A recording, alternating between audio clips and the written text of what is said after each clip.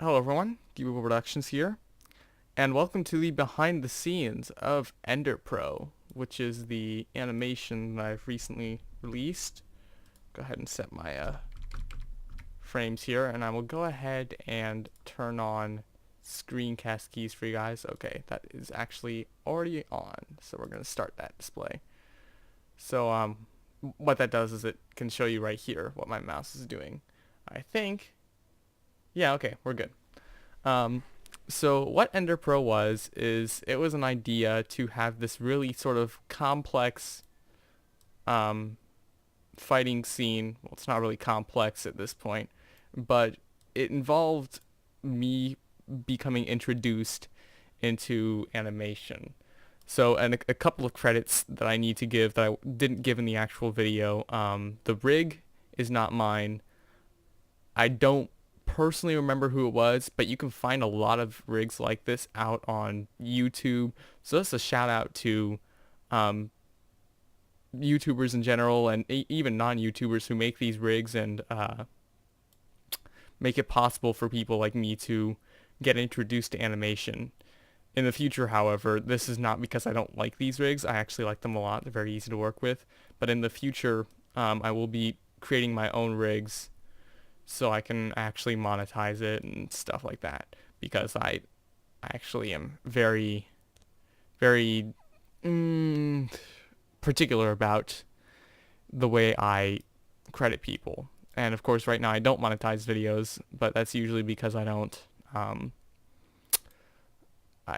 don't want to go through all that right now. I don't even get enough views to do that. So anyway, let's get off into the actual behind the scenes part of this. This is quite literally my very first Minecraft animation. Okay, not literally. There were two animations I did before them, and both of them were essentially like this.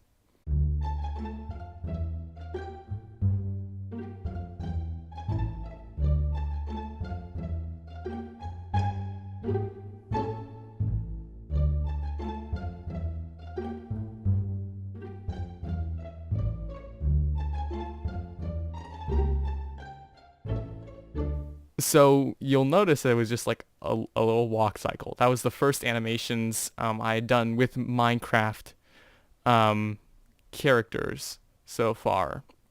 And this was technically the third one I've done, not counting the first two or it is the third one I've done, counting the first two that I made the sample ones.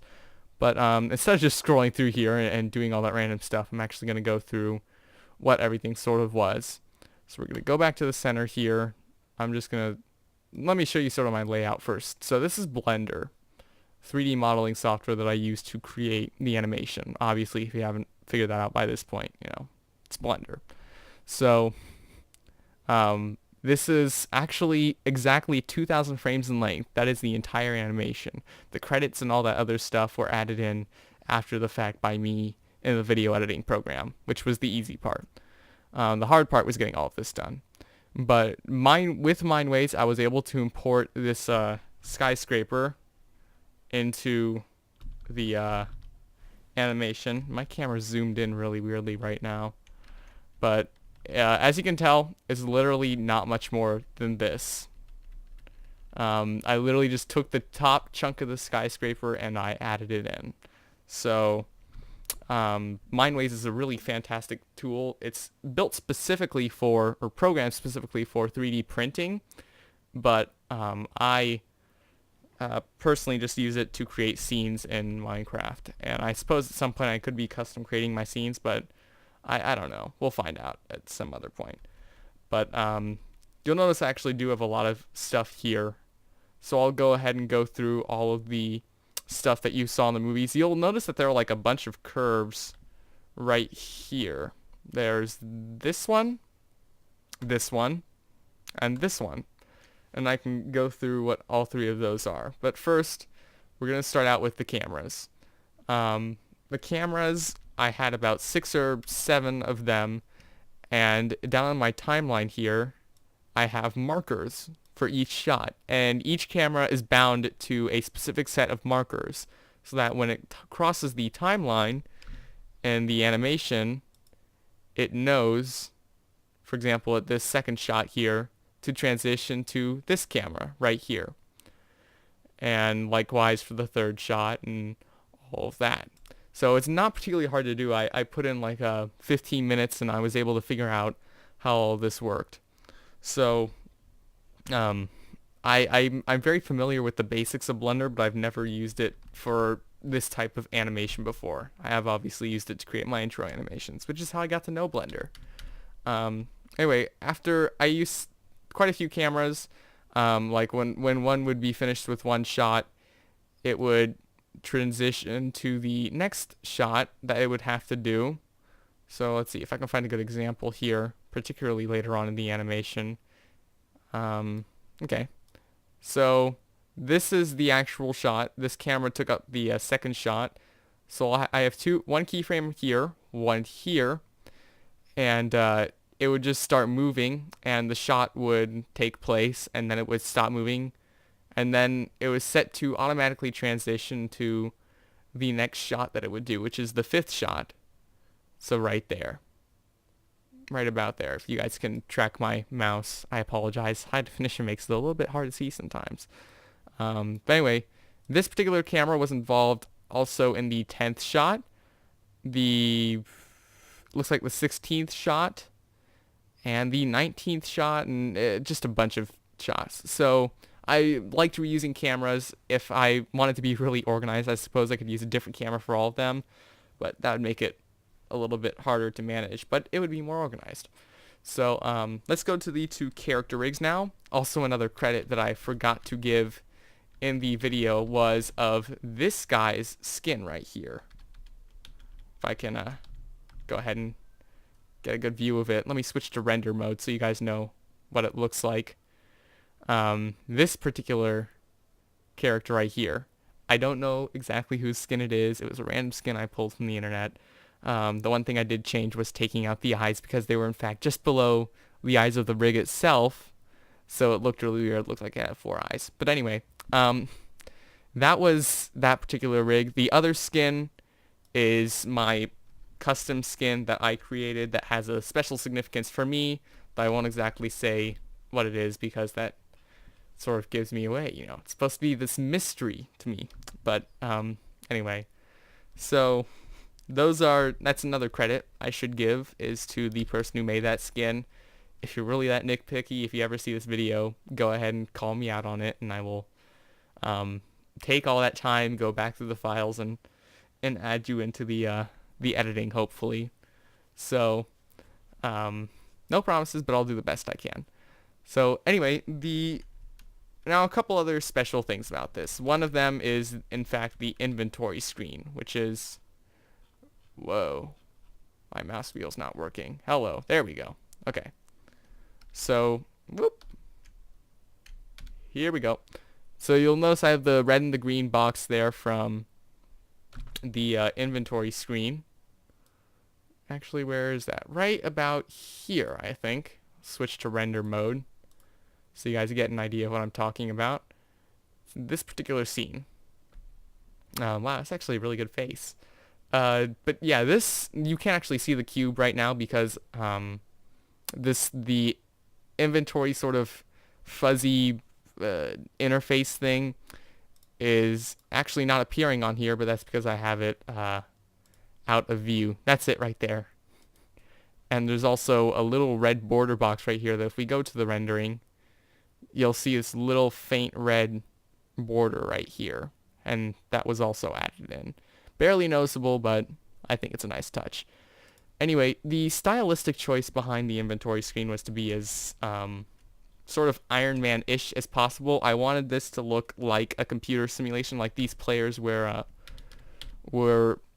part of a game as opposed to being real life, which sort of shows the whole character death here.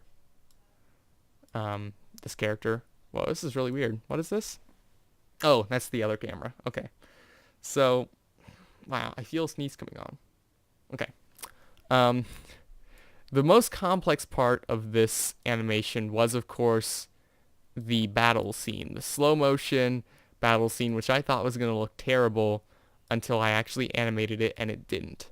So, right here.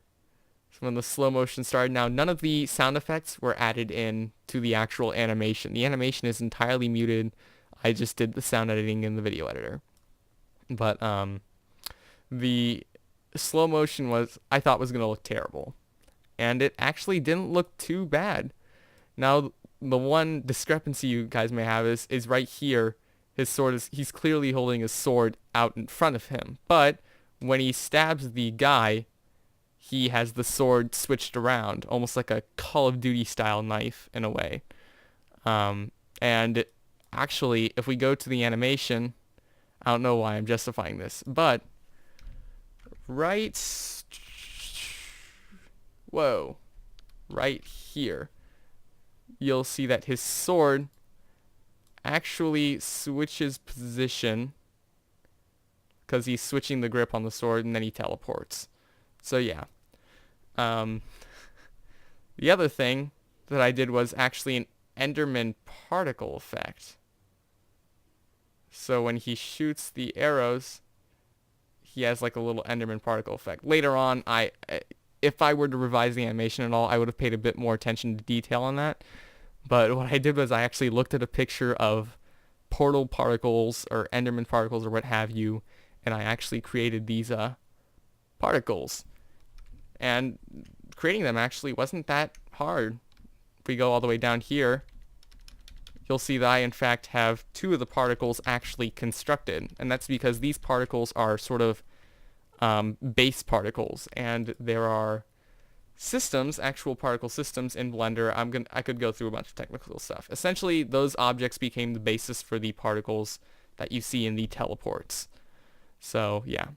Apart from that, there were a couple things. The arrow, there were actually 2 arrows. One of them was a wireframe rendered arrow, and the other was the actual arrow that just sort of faded in on top and looked really cool and stuff. And that one physically didn't move. I actually did have to do a re-render because originally at the start of the animation, let's see, I believe it's right here, you can see a shadow of an arrow, and that's because the arrows, which were moved off over here to start the animation, there's the wireframe one, but those were actually still hovering over the ledge, so it cast the shadow even though it wasn't visible, and sort of ruined the mood. I suppose I could show a little clip of that. I'll try and do my best to show you sort of like the clips on the side as this rendering is going. In fact, I should probably go ahead and just show you a playback of the render from the very first frame. So I'm going to have the actual animation running to the top right, the rendered finished product. So 3, 2, 1.